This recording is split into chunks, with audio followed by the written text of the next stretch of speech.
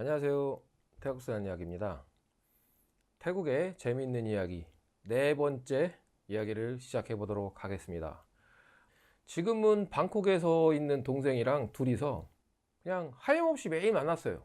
그냥 할 일 없으면 노천바에 가서 맥주 한잔 시켜놓고 포켓볼도 치고 게임도 하고 이런 것들을 많이 한 그런 시기였어요.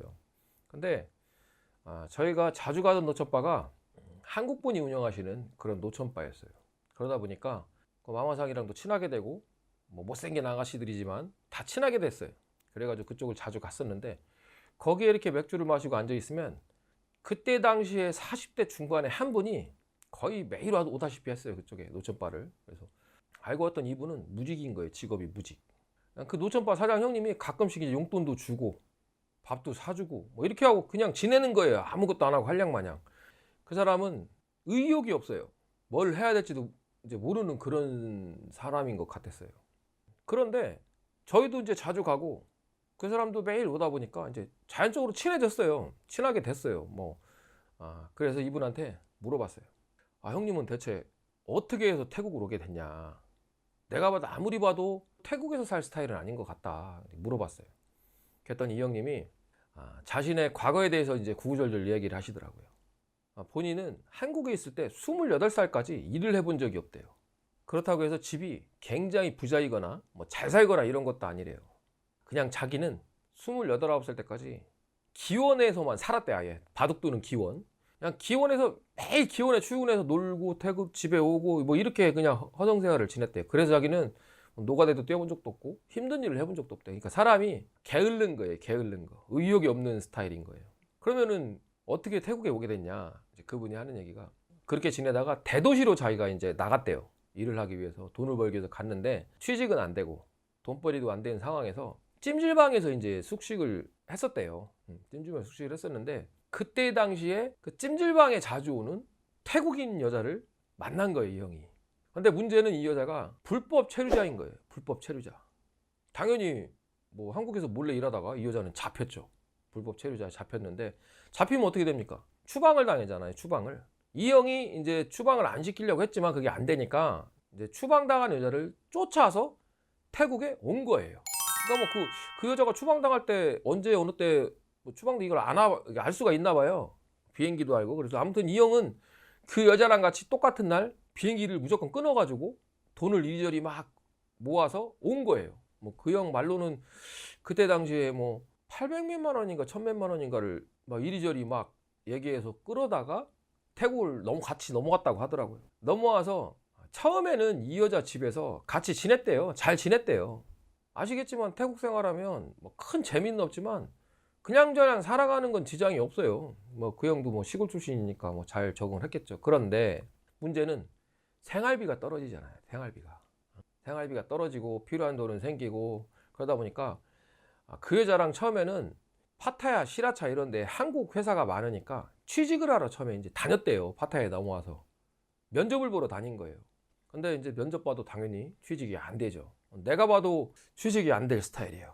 또 학력이 고학력도 아니고 기술이 있는 것도 아니고 부지런한 것도 아니고 말하는 투도 의욕이 있어 보이는 스타일도 아니에요.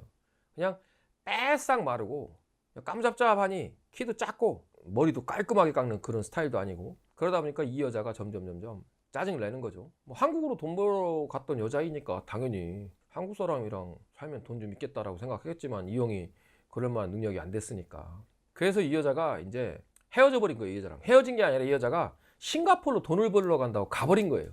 이 여자가 이제 싱가포르를 갔는지 태국 내 일하는지는 아무도 모르는 거지만 아무튼 시골집에서 나와서 파타야에 왔다가 이 여자는 싱가포르에 돈 벌러 간다고 싱가포르 넘어갔대요.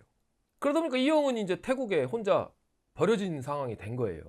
돈은 벌써 여자한테 다 들어가서 돈은 없고 그때 파타야에 처음 왔을 때 2만 몇 바트인가 3만 몇 바트 갖고 파타야에 넘어왔었다고 그러더라고요. 근데 이 사람은 그거 갖고 와봐야 태국에 대해서 아무것도 모르니까 금방 그 돈을 썼겠죠. 아무튼 그렇게 해서 태국에 정착을 하게 됐는데 그 형님이 어느 정도로 심각한 사람이냐면 그 노천바 사장님이 나이가 좀 있으신 분인데 너무 사람이 불쌍하니까 한 밥 먹어라 500바트 하다 돈 1000바트 이렇게 계속 주신 거예요. 일주일에 한 번, 2주에 한 번 이렇게. 근데 이 사람은 집이 없었어요. 집이. 그럼 어떻게 생활하냐? 정말로 주머니에 돈이 몇백 바트 있다 그러면 이 사람은 PC방을 가는 거예요. 그 당시에 태국에 24시간 하는 PC방이 많을 때였어요. 그러면 PC방이 10시간 정액제가 얼마라고 하더라? 120바트인가 150바트래요. 그걸 내면 10시간 동안 머물 수가 있다는 거예요. 그럼 밤에 PC방을 가서 의자에 자는 거예요, 그냥. 자기가 자고 있으면 그 주인이 와서 PC를 끈대요. 어차피 잠자러 오는 사람인 걸 아니까. 그러니까 돈이 좀 생기면 PC방에 자고, 돈이 없으면 그냥 어디 으슥한 그런 외곽에 이제 그 벤치에서 그냥 자고 막 이렇게 했다고 하더라고요. 씻는 건 어떻게 씻냐? 이제 가끔 이제 그 이렇게 뭐 식당 같은 걸 하던 분이 계셨어요. 거기 안에 가면 욕실이 조그맣게 있었는데 이제 거기에 잠깐 가끔 들려서 씻고 가고, 아니면 공중화장실 같은 데서 이제 세수나 이빨 같은 건 닦고, 이렇게 이제 사신 거예요. 근데 이분도 파타야에 있으면서 노천바에서 일하는 여자랑 이제 같이 눈이 맞아서 동거까지 이렇게 했던 적이 있었대요. 근데 그 얘기를 들으면 또 가관이에요. 그 여자랑 왜 헤어졌냐? 그 여자랑 같이 가게에 일하는 언니랑 함께 살은 거예요. 살았는데 여자친구가 없는 사이에 같이 산 여자와의 또 관계를 가진 거예요. 성관계를. 그럼 어떻게 되겠어? 나중에 다 알지. 뭐 그래서 또 쫓겨나고. 이 형은 아무튼 약간 정신 상태가 안드로메다야.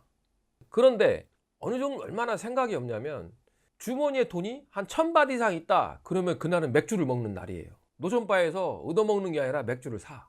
웬일로 우리가 갔는데 맥주를 먹고 있다 그러면 그 사람 주머니에 1000바트 이상 돈이 있는 거예요. 그러니까 집에 가족 형제들이 있잖아요. 형제들한테 이제 뭐 어렵네 뭐하네 그럼 형제들이 뭐 100만 원 200만 원 이렇게 도와주는 것도 한두 번이지 너무 많이 부탁을 하니까 이제는 형제들도 이 사람 전화를 받지 않는 거예요. 나중에는 전화도 안 받았다고 하더라고요. 그래서 이 사람은 그렇게 교민들이 뭐 가끔씩 마주치면 밥도 사주고, 노천바에서 마주치면 맥주도 한 병 사주고, 이렇게 이제 계속 지내던 사람이에요. 가장 많이 이제 그 노천바 사장님이 많이 도와줬죠. 정말로 이제 뭐 4, 5천 바트는 목돈을 주신 적도 있대요. 그러면 이 사람은 그 돈을 갖고 한국에서 같이 넘어온 여자를 못 잊는 거예요. 못 잊고 그 여자네 이제 사는 시골집을 찾아가는 거예요.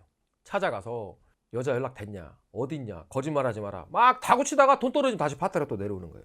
하다못해 노천바 사장님이 너무 불쌍하니까 한국에 가라고 비행기 값을 준 적도 있대요. 만 몇 바트를 준 적도 있답니다. 근데 이것도 역시 그 돈을 갖고 시골 여자네 있는 시골에 갔다가 이제 거기 지내면서 여자 기다리다가 또 파타야로 넘어오고. 그러니까 돈 떨어진 파타야로 오는 거예요. 왜? 이 노천바 형님이 워낙 착하니까 이제 그래도 생활비라 주고 밥값이 조금씩 주니까 무슨 생각을 하고 어떻게 살지를 아무도 이해를 못해요.